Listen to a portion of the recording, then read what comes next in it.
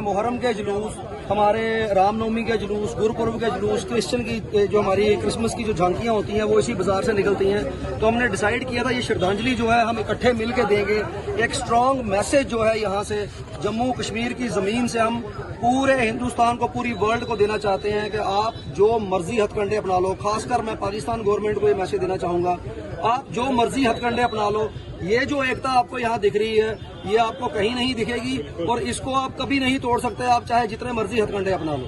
ये जो कैंप आप वहाँ पे चला रहे हो ये आपको आज नहीं तो कल बंद करने पड़ेंगे, वरना आपका जो भूखे मरने का टाइम है वो आ गया है।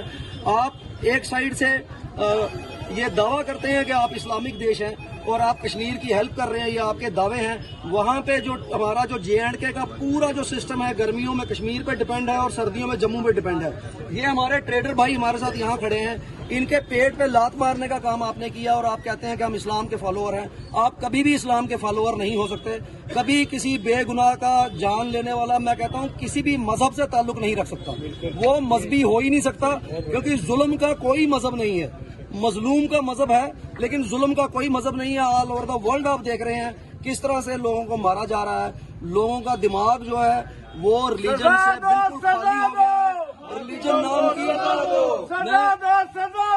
एक और मैसेज आपको मैं देना चाहता हूँ कि अगर रिलीजन जो है वो हमारे लिए एक डर है कि हमने कल अगली दुनिया में जाना है, हम भगवान को, अल्लाह को क्या मुंह दिखाएंगे।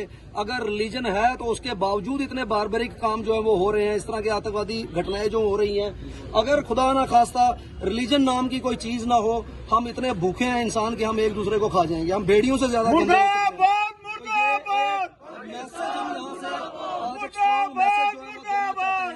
खासकर हमारी गवर्नमेंट को कि जो आपने डिसीजंस लिए हैं, बच्चा बच्चा आपके साथ खड़ा है, जो डिसीजन आप लोगे, हमारी जान भी अगर चाहिए हम उस डिसीजन के लिए अपनी जान देंगे, क्योंकि हमारे वो भाई हैं, वो वहां से आते हैं तो वो हमारे सहारे आते हैं।